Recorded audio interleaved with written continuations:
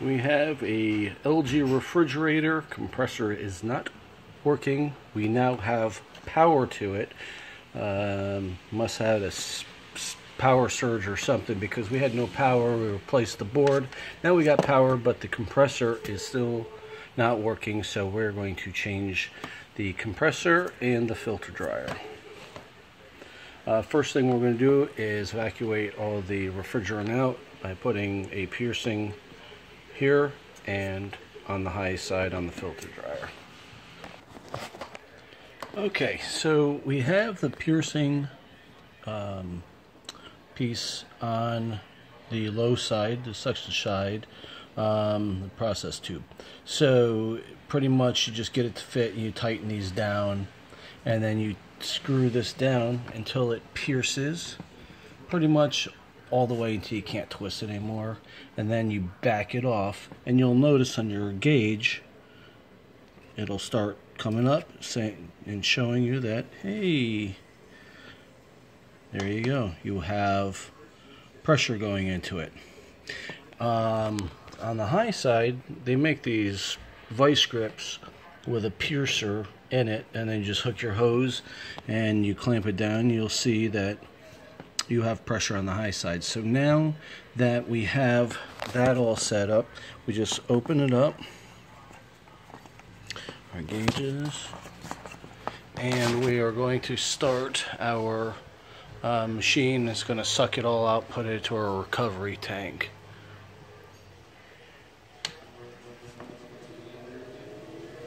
And you'll see it sucking down.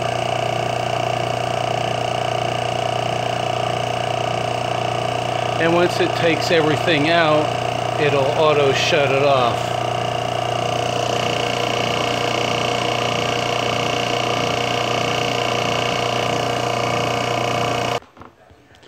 Okay, so once we get down to no pressure in it, we can take these off. Now, if you hear a little hissing, it's okay. You're never going to get all of it, and some of it is sucking air in because you drew a vacuum. So it's just going to normalize for a second. So one thing I kind of forgot to mention on this is a single evaporator refrigerator. If this was a dual evaporator, on the small line here, there would have been a little valve and where everything goes into, and you would just, while the refrigerator is plugged in, you would disconnect it on an LG, and it would put it to an open position, and then you unplug your refrigerator. This way it opens up the lines to get all the refrigerant out. If you left it you know, like that, it would have just pulled out the refrigerant from the refrigerator and left it, all the refrigerant in from the freezer, and you don't want that. So anyway, we don't have to worry about that here. That's all set. So now we're going to remove our clamp, and we're going to remove any of our electrical components, because now we're going to start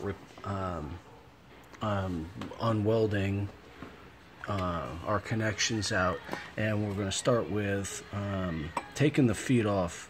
You don't want to, when this is all hot from torching, you don't want to mess around with trying to get this all disconnected, so we're going to get that done and out of the way.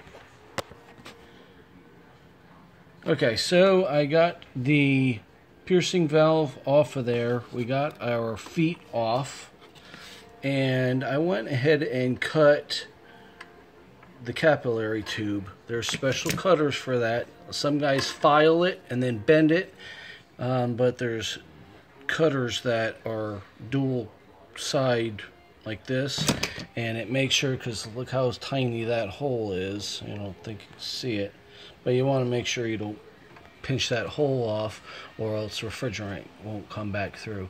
So the next thing we're going to do is take our torch, and we're going to untorch these two and this one. Now we're going to remove the two lines and here.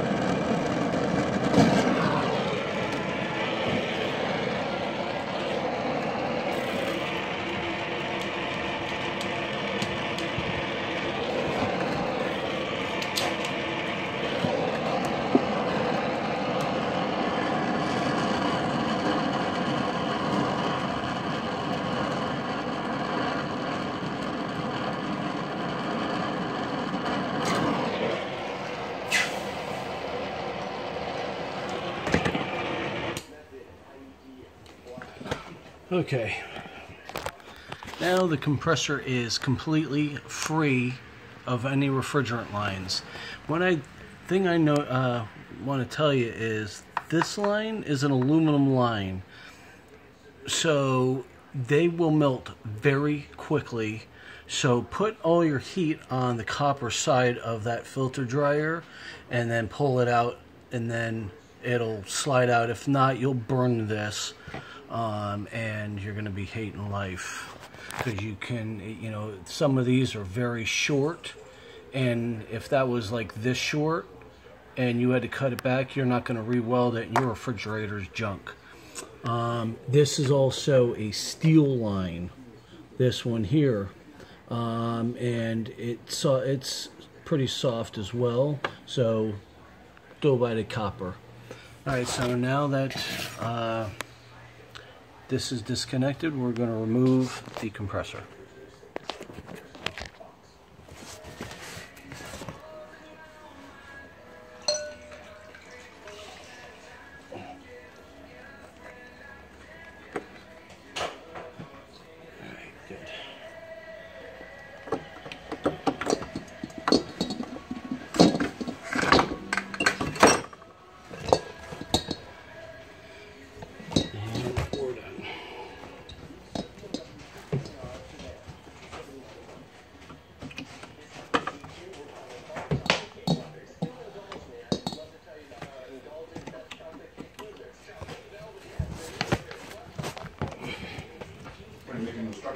Video also? Yep. Trainees or? Put on YouTube. Huh? YouTube. YouTube. Okay, so here is our new compressor. and we're just going to fit it on here. Make sure some compressors have new feet, come with new feet and whatnot. This one didn't, so we're just going to reuse the old feet. Okay, the new compressor's in. Just make sure that these feet are seated all the way in, because once you start welding, the line's back in. You can't move it. So make sure the front and back are done. Now, next thing we're going to do is take our lines and sand them down. Always try to keep these pointed down while you're sanding them, so that no sandpaper or particles get inside the hose.